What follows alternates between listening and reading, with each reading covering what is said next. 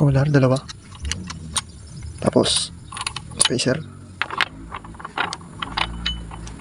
Ay, saan yun? For today's video mga ka-Reaper, mag-assemble na tayo ng mga gear netong transmission. Tara samahan nyo kung mag-assemble mga ka-Reaper. Unahin natin tong axle mga ka-Reaper. Dalawa yung axle niya, isang maliit, tas isang mahaba. Itong mahaba yung kukunin natin.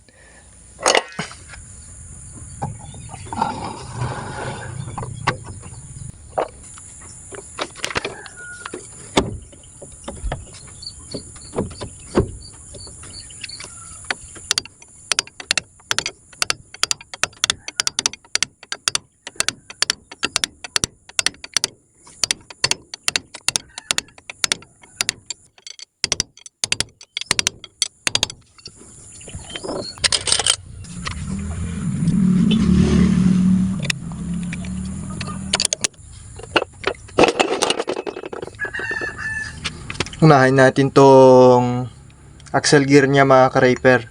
Yung plain yung ganito niya, yun yung nasa bearing. Tapos yung may groove, yan yung sa may circlip.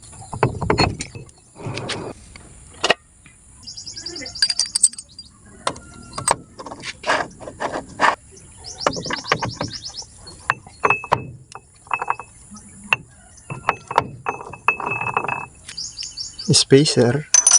Dito sa center gear mga ka-Reaper, babaliktarin ko na to kasi dito banda nag-uumpisa na siyang kumabyos. Kapag dito banda, kapag ganyan yung ikot, dito kumakabyos mga ka-Reaper. Ngayon kapag babaliktarin natin, ayan, dito na sa may bandang likod siya kakabyos kapag paatras. Naiwasan ko ng konti yung pagkabyos niya kasi mas madalang gamitin yung paatras kaysa yung paabante, kaya babaliktarin ko na to mga ka-Reaper.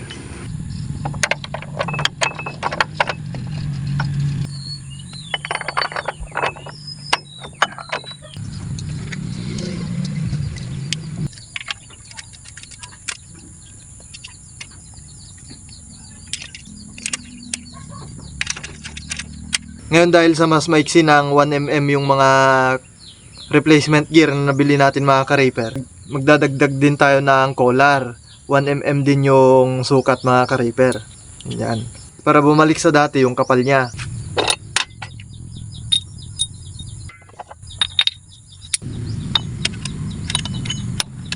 Ito yun mga ka-Reaper, dadagdagan natin ng isang collar. Tapos collar ulit. Spacer. Medium. So primary.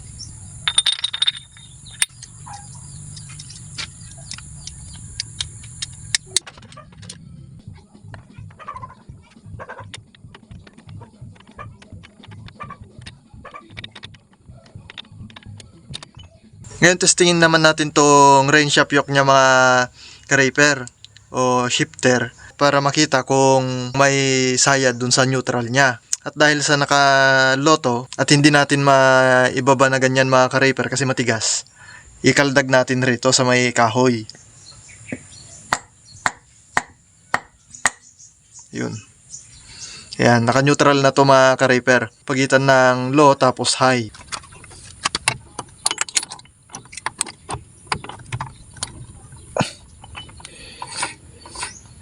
Yun, ulang side mga ka-Reaper.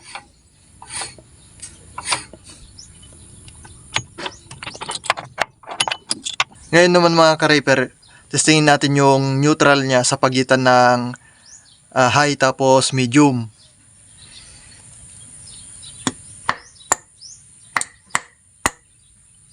Yan. Ay, saan yun?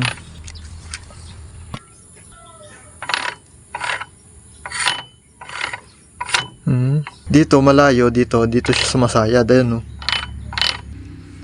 Dito natin nilagay banda yung collar nung isa, tapos dito yung isa. Sakto naman na dito, naka-fix na rito. Kaya yung collar netong isa, ilipat natin dito.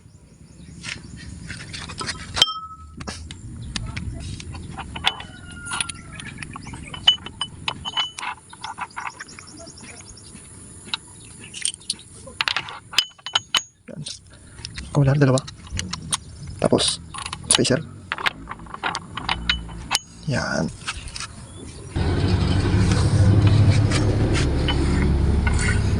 Yan.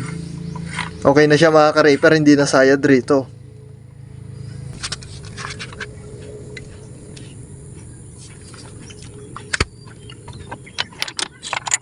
Ngayon naman mga ka-raper, subukan natin yung neutral nung pagitan nung low tapos high. Kasi nilipat natin yung collar niya dito sa may pagitan nung medium tapos high mga ka-raper. Kaya subukan natin yung neutral niya doon mga ka-raper.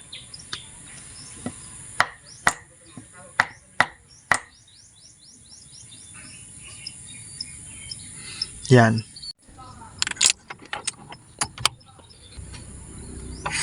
Ayun. Wala na ring problema mga ka-raper. At ayun, ayos na siya mga ka-raper. Ganun lang solusyonan yung gap dun sa bagong biling replacement gear natin mga ka-raper. At yun lang para sa video ito mga ka-raper. Salamat sa panonood.